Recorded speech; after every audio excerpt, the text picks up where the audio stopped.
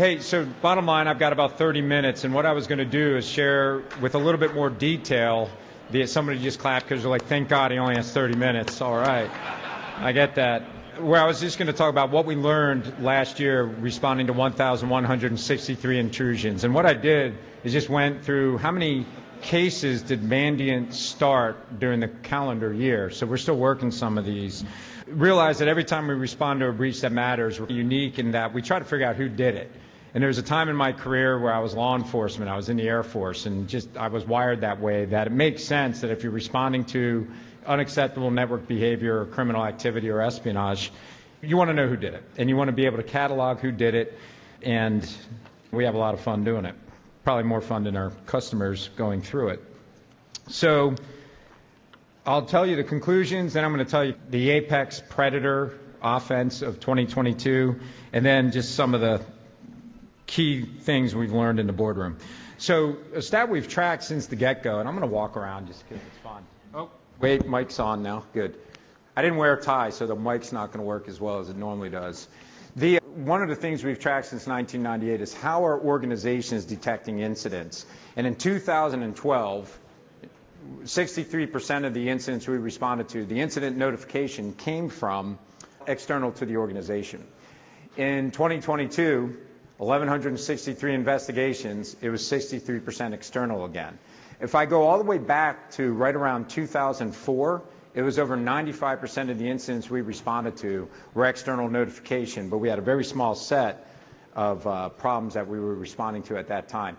And the reason I share that is a lot of times CISOs get dinged if they get external notification from the FBI or a government organization that, hey, you may have a compromise.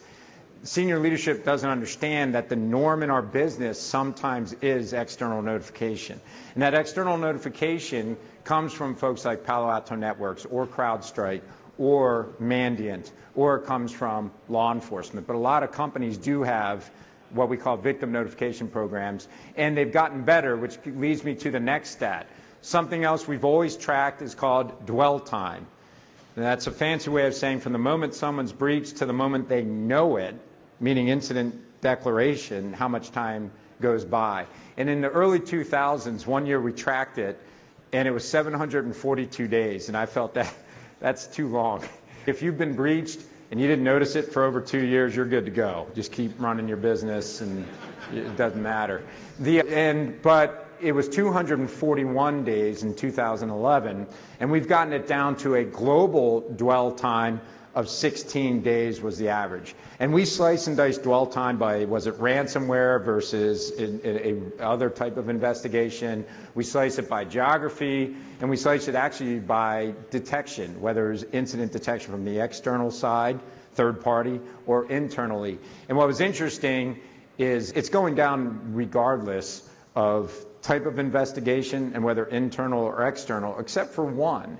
One category popped up from 5 days incident detection or dwell time to 9 days, and that was ransomware. So I had a theory. I can be wrong, but when I looked at all the cases, we responded to 18% were ransomware compared to 23% were ransomware in 2021. So it's just around 200 or so cases of ransomware. Dwell time went up because I think whoever's breaking in and gaining access is not the same as whoever's actually running the ransom and trying to collect. And so that's the delta, is in fact just the difference in parties in the recruitment. Insider investigations, I know John Ford's here. He runs our inside invest. John, where are you, by the way? He walked out probably once I took the stage. No, you stayed. Oh, finally. This is the first time you've ever seen me present. I appreciate that. John runs our insider investigations, and it's going to be, I have a misleading stat because based on what I reviewed, it's under 1% of our cases, but that's because most people hire Mandiant when they've had a significant breach that's beyond the scale and scope of the team that they have internally, and it's usually not an insider. If you've been hacked and you know it, for the most part, I've seen insider detection be somebody putting something in a duffel bag, somebody being able to afford things that they shouldn't be able to afford, and really it's just the intuition of coworkers that usually is the notification for that. 27% of the time when we responded to breaches, there was more than one group in there. And that does matter. I remember early in my career, when we responded to breaches, I always was wondering why people asked who did it. Even though we were trying to figure it out, the CEO of the victim company would be like, who did this? And I'd be like, I don't know, probably some Russian guy. But over time, I recognized why it mattered is the zone of potential outcomes. When you first know you have a breach, you're trying to figure out how bad could this get?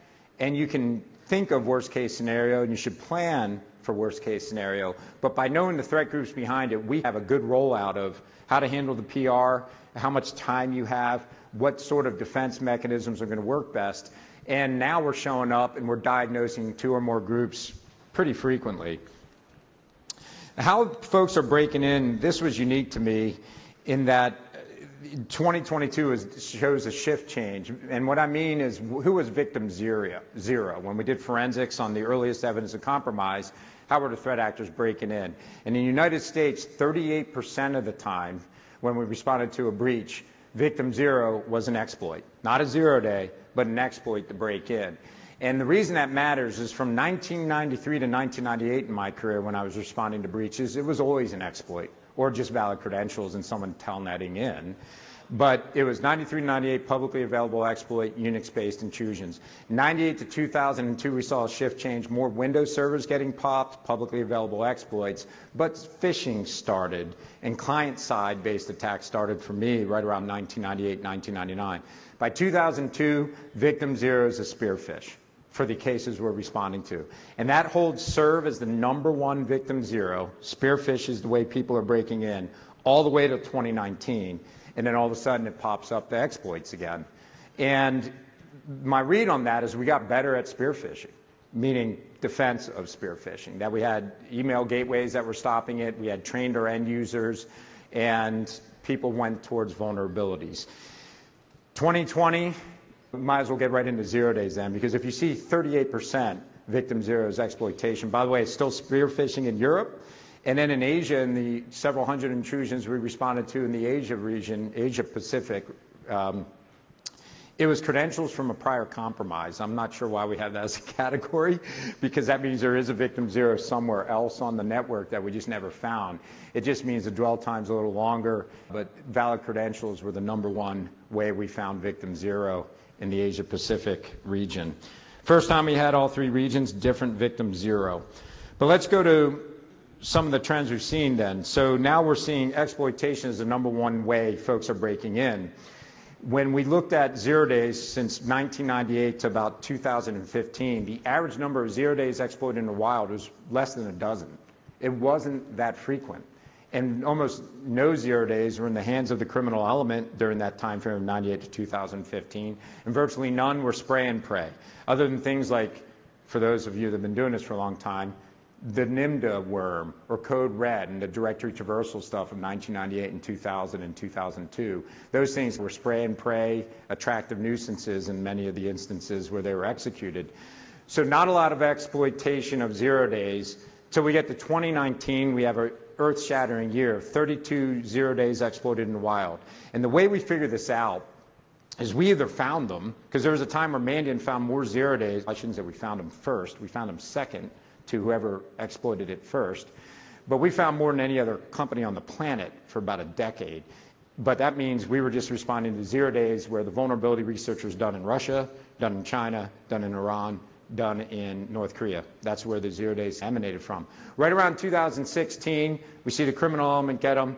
2019, we see 32 0 days exploited in the wild, shattering the prior record by over 2x, period. That's huge. And then we're like, wow, that'll never be beaten again. And in 2020, there was only 30 0 days exploited in the wild. So it wasn't beaten. But then we had 81 0 days in 2021, marquee year. And that blows away any prior year. What does that mean? If you're sitting in this room, that means innovation is happening, meaning real vulnerability research is being done by the criminal element and for those organizations that do cyber espionage. The nations are doing it. And then in this year, meaning 2022, we had 55 0 days. So we're operating now totally different barometer of 0 days exploited in wild than ever before. We did go with our 0 days. We went to Project Zero at Google because Google bought our company about a year ago. I think it was 6 months ago. Feels like a year ago. And because we're working so hard. And basically, when we look at what Project Zero does, they're actively trying to find 0 days in widely adopted technologies, and that makes sense to do that. And then they also have the threat analysis group that had 0 days. And we had different numbers, but the way we did ours is we either saw it and responded to it and said, yeah, oh yeah, we can confirm that Fortinet 0 day, that's real, or that Sonic Wall 0 day, that's real, or the Sophos 0 day that we saw, or the Citrix 0 day that we saw. Or we have to trust the vendor that announces, hey, we're patching this vulnerability because it's been used in the wild, which I think is a valid, you can trust a vendor when they say, hey, we saw it in the wild, that they did see it in the wild, because there's no advantage to admitting that. So going through all groups, those 55, what I noticed on those 0 days is first and foremost, China was the leading nation innovating 0 days, by far. They win. Second, we saw 18 against Microsoft products, 10 against Google products, 9 against Apple. It's always those 3 every year. They're going to lead the way because they're pervasive and everywhere. Fine. But then we had tucked away in the corner a whole bunch that were done on network devices. There was 2 for Sonic Wall. There was 2 for Fortinet and the FortiOS. There was 1 for Sophos, I believe. There was 2 for Trend Micro, security company. There was, I'm forgetting them, so I'll look at Elevitz. How many others were there, Steve? Have you memorized them? But the bottom line is, where did they come from? They were mostly, the exploits were developed and weaponized in China. And what's interesting is by attacking this infrastructure of network devices, you're avoiding EDR on offense. So it's a smart move. If you can break into a company by doing a 0 day on their firewall infrastructure, you can probably maintain surreptitious access to that organization for a long time. To wrap up the 0 days, we could do other findings, but what that really means is the blocking and tackling of patch management, attack surface management, vulnerability management still matters quite a bit. If you're in the defense industrial base, you are still seeing the best apex attackers in cyberspace, in my opinion. And then I think it actually comes down a notch after that for a lot of the other types of breaches that we're seeing. So the defense industrial base and certain government organizations still see the apex attacks, the top 1%. So I wanted to share with you, I get to read our forensic reports, and I can't possibly read 1,163 forensic reports, so I send an email about every quarter. Send me the investigative reports of the neatest cases we've worked, and I'll read those. And so I read a whole bunch this year, but one case that I read blew away the others for sophistication. And we didn't have it as a finding necessarily in our M-Trends report from last week. So I wanted to share that case with you. It's perpetrated from a group out of China. It's a cyber espionage group out of China. We can't tell exactly what building they're in, but the way we first detected them breaking into a defense industrial-based company is approximately 16 firewalls rebooted one day at a company. And I can tell you this, if you ever have your network architecture reboot, either there was a tsunami, a power outage of some kind, or something bad happened. When all of these machines rebooted, 16 firewalls rebooted, there's a checksum error with certain files that were on the operating system. That's called bad. The problem is that the file that had a checksum mismatch was inaccessible to customers of Fortinet because there's a Fortinet firewall that got shut down. So what do you have to do as a customer when you know there's a checksum mismatch on a file, but you can't access it to review it? You box the appliances up and ship them out to the company, and you sit around for 6 weeks wondering if they're looking at the darn things. All right? But basically, that was incident detection for a Fortinet 0 day on the firewalls. When we responded and we're looking into it, we see that the Fortinet firewalls, the only systems they're accessing are the VMware ESXi hypervisors. That's interesting. Nothing else, no Windows machines in between, straight from firewall to the hypervisor, but we don't see Secure Shell happening. So we're actually like, so how did they gain access to this thing? We're still doing the forensics to sort that out. But what we saw when looking at the hypervisor is a malware framework developed by somebody that allowed the holy grail of when you compromise a virtual server like this. They had a malware framework that could write from the hypervisor to the guest image, from guest image to guest image, and from guest image to hypervisor. It's the perfect tool for hacking virtualized environments and stealing data, and that's what this breach is all about. When responding to this breach, How do you collect evidence? We can't access the files that are the back doors on the firewalls, and we had to reverse, and it took months to reverse the malware framework that's sitting on the hypervisor. But to me, that breach cost more than maybe even doing the SolarWinds implant, because you had to develop a malware framework that takes significant advantage of proprietary features of VMware. You had to develop 0 days for Fortinet that did the same thing, understood the FortiOS, which is really a Unix, Linux derivative, but you had to know how it worked, where to put your code, and how to do things. And shows quite a bit of R&D. Reserved for defense industrial base. So they were the apex attacker, and that gets you to think, and by now if you're out there, you're like, what would I do if somebody hacked my firewalls with a 0 day and then got to my hypervisor with code that doesn't trigger any AV? Nobody runs AV on Linux machines or anyway. And then the way they were accessing the guest images triggered none of the capabilities on that host to flag it as evil. It did flag the activity, so we see a lot of the commands run, and the process is spawned, and primarily is the make cab command, make cabinet files to compress and exfiltrate data. So when you think about that, for those folks that are worried about that top 1% of cyber espionage, if you're working at Raytheon, Boeing, Lockheed Martin, you are going to see those apex attackers that want to access certain programs. And you're fair game for espionage. So they're going to go into a building somewhere in China and try to hack you. You have to get great at what I call that stage 2 intrusion detection. So I'm going to go into the number one ways to detect the apex attacker after they circumvent safeguards. Because there is no patch for a 0 day, by the way. It's going to work against your infrastructure. And what you're hoping to do next is detect the stage 2. First and foremost, I went to our team, and we are always attacked. It seems like every ransomware hacker wants to break into Mandiant, and some nation states have. We had the SVR break into us in 2020, the Foreign Intelligence Service from Russia, and I consider them an apex attacker. Very frustrating to deal with them. So we got used to stage 2 detection. I'd recommend for all of you, the number one way to get big bang for the buck for stage 2 detection is great identity security. If you're Active Directory, damn it, have something that can learn what's normal on your authentication processes and determine anomalies for that. Do great identity security, because anybody who pops you with a 0 day, the next thing you're going to do is get credentials, period. And you want to detect that lateral movement. The second thing, and this was hard for us to do, and we developed custom scripts to do it, so I'm going to try to create a real nerdy 10-minute class on, so how do you monitor PowerShell?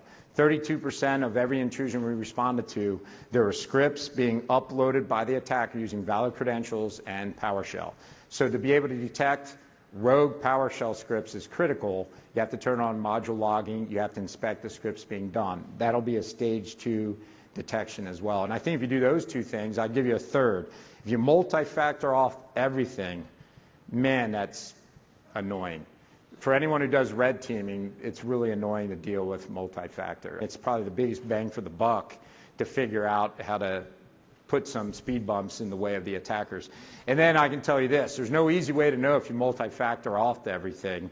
A lot of companies will offer assessments. You just have to do the work and verify that things are multi-factored. I've lived through redoing an identity architecture after a breach. And the one thing I did learn is, quite frankly, manual testing of your identity architecture absolutely matters. I think CISOs believe what they say, but you have to verify that. So those are probably the 3 things that you can do to create the most impact for those apex attackers. During the year, I ran into a lot of CISOs, so I was going to share with you probably the top 3 things. It's hard to come up with, and I think at RSA I had 16 different things I talked to CISOs about during the year, and that's way too many for today, and you could do a whole presentation on it. Going around and looking at what we talked about with them, no matter what, you have to talk threats with CISOs. They want to know what's up with Taiwan, what do you think is going to happen there, Ukraine, what are we seeing from Russia and Ukraine, what are the emerging threats that you're worried about. And I can tell you this, there's a time in our careers where we cared about network security, endpoint security, then identity security. Then everybody raced to the cloud, and we had to care about the control plane and how we're provisioning, accessing in the cloud, and we had to get visibility there. Now we have to care about software security, supply chain security, and API security. Those things kept bubbling up to the top. And those are actually hard things to take care of. They really are. And So some of the steps you might want to take if you are a organization that does custom development is see how many APIs do you have available and reachable on the internet. And then, of course, you need to know your software dependencies if you make software. We are customers of both Sneak and Legit Security. We look at all our software from both a static inspection of it as well as dynamic inspection of it. We do source code review of it. We have red teams look at it, and you do all that. But it's real complicated because all of us make software now that depends on another company that makes software that depends on another company that makes software. So these are the things, that was one that came up, and those are the threats. In regards to Ukraine, I can just cut through it very quickly. We are doing 24/7 monitoring for over 30 organizations in Ukraine. We were there since 2010, and Mandiant's always been in Ukraine because we want to be where the hot zones are. And we're in South Korea to see North Korea because that's the immediate threat. We were in Kyiv so that we could see the Russian threat with the gloves off. We're in IDF. We want to watch in the Middle East. We're in the United States to see the best cyber espionage out of China and probably Russia. And we did not see anything new and novel there. And I hate saying that because the last time I was speaking, there was the person responding to the breaches in the Ukraine from the Ukrainian army right next to me. And I was like, we didn't see anything new and novel. And I got dirty looks, and he was bigger than I was. But the reality is I remember we were thinking, hey, this is a war. When you do war planning, you always have 2 to 3 0 days on your shelf, and you're thinking, is now the time to use them, bring them out, and do something that meets an objective? We just didn't see it. China was the #1 innovator in 2022 on offense. What we did see is what I call a lot of blunt force trauma attacks. Destroy every machine in Ukraine you can based on the reach of the credentials you can compromise. So it's ongoing and every day, but another lesson learned is you can be resilient if you just brace for it every single day. And we'll see if determination wanes. But that's the fastest threat briefing you can get on Ukraine. CISOs want to retain, recruit, train, and change culture at their organizations. And one of the biggest bangs for the buck that we've always seen, and I get to meet a lot of CISOs when they're doing their 90 days, first 90 days, I need to assess what I've got, how good are we, and what do I need to do for the program. Big believer in purple teams to do all of it. Because if a purple team works against your organization, it'll be a cultural change if they're successful. By the way, if a purple team's successful and your company doesn't care, probably not a great place to do cybersecurity. That's the reality. Because that's got to move the needle. As long as the purple team does something realistic and you can expect to see it at some point in time. But it trains, it keeps people from steady state operations. They get an exercise or they get to actually do what they want to do in regards to respond and detect things. And these purple teams can take under 4 hours if you want to make it all under a certain clock time frame. Helps you recruit, helps you train, helps you change culture. Other things that came up, cyber insurance, quantum computing still comes up. I mean, I could talk about that, but it's not here yet. And realize this, quantum is mostly about encryption and decryption. You got to lose all your data first before someone's going to decrypt it. And in almost every case we're ever responding to, if the data is encrypted, the attackers aren't accessing your data and stealing your ciphertext. They're actually accessing your data the same way you do with valid credentials so that everything's in plain text. So we got a long way to go. Secure identity to secure your data, quite frankly. Zero trust journey is a big one. And I point everybody to the CISA document that was published within the last year because everybody had a different definition on zero trust. And by the way, it's just a new term for things we've said in security our whole careers, like least privilege. But they broke it down into 6 different categories, and I've steered everybody to this maturity model that CISA has for zero trust so that people can do that. AI comes up, and I think that was the theme of RSA. There's a lot of companies, Microsoft's talking about AI, Google's talking about AI. We are at the first inning on how this is going to impact both productivity.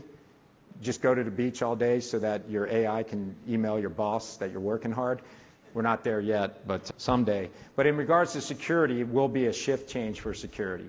I do think we're going to be able to automate things that were complex, like identity security. What's the J. Smith account being used by John Smith versus J. Smith account being used by somebody else at the company? It can be something that you can learn and instantiate over time. But it's the first inning of that. And you're going to see every company try to put guardrails on it and try to release it. And the analogy I've used to describe what I've seen in AI, I hate using this example, but I started it, so I'm going to do it anyway. I have a Tesla. Shame on me.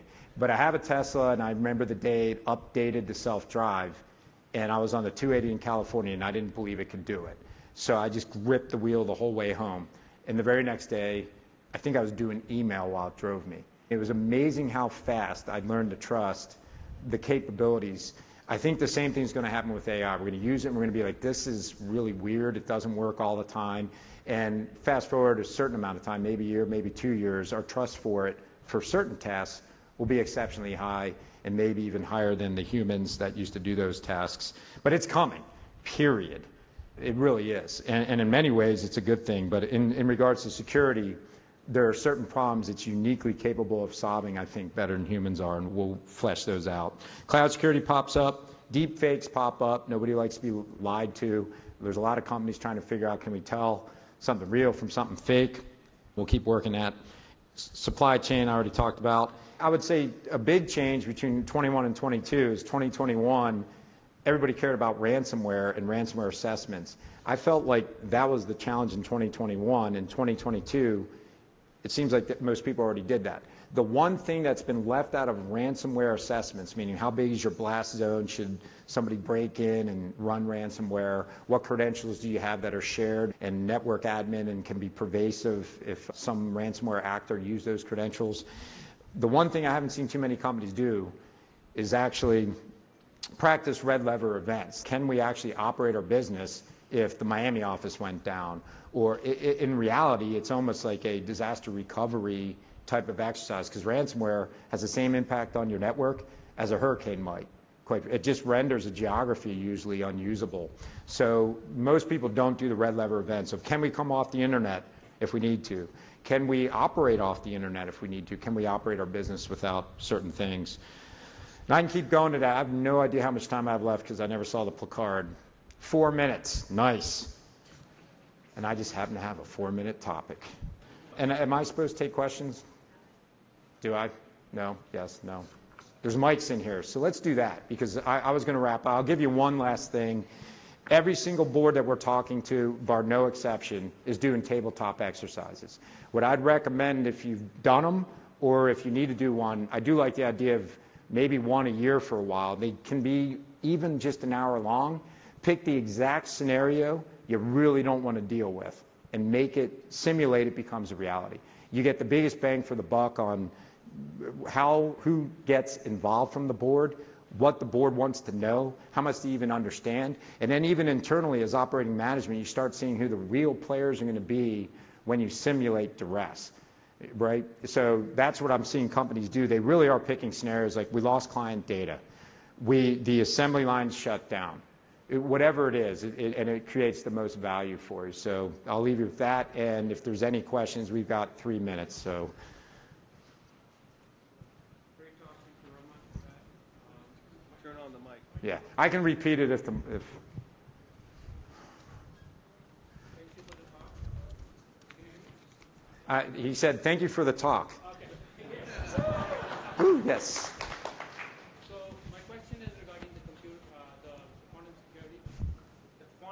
Quantum computing, yeah. Threat that is coming in. Mm-hmm.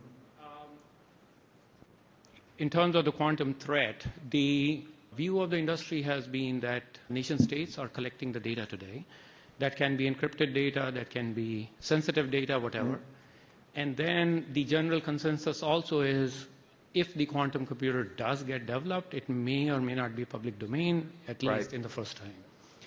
So if the data is being collected and we will never know if the first quantum computer comes in, how do we view the state of the security in that kind of a scenario? I just got to live in a nation where you trust the government. No, the bottom line is it's a great question, because I do think, first off, in the United States, quantum's not going to be of the sole purview of a government. You can tell already. Google's working on it. Other organizations are working on it. In other nations, what I've seen, which is interesting, that goes in line with that, is every modern nation over time in the cyber domain thinks offense, thinks about exploit development, thinks about how to operate in the cyber domain. There are nations that learn that to monitor their own citizens. And so I think quantum computing will be used by some governments to monitor their own citizens, by other governments for national security reasons, but it's also going to be used by the private sector clearly, because of the processing compute being just exponentially so far greater than today. You combine the processing needs of AI with quantum computing. Every remark I have after this is almost facetious. At some point, computer security and cybersecurity is going to be like defending us from the robots before they take over. It is future. But we're not there yet. Yeah, so I don't have a fair answer for you yet, but I do know the quantum's probably 2030.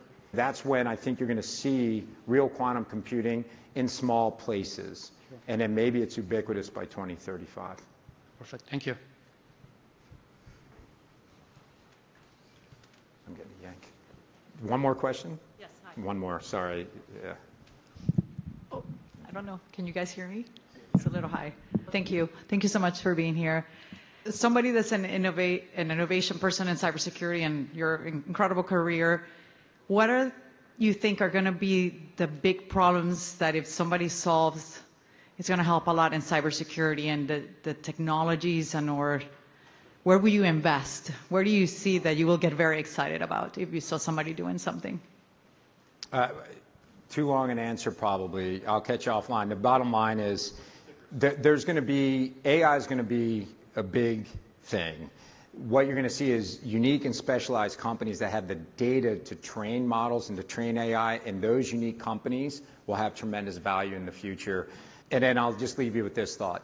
In cybersecurity, it's not going to exist anytime soon. It's beyond one company. Its attribution matters. Until there's risks and repercussions to offense, the number one thing I always say in the cyber domain is we need to know who did it, period, so that we can hold nations accountable for the things we're seeing out there. Not the question you asked, but if somebody made the whodunit technology, I'd buy that. So thank you very much for your time.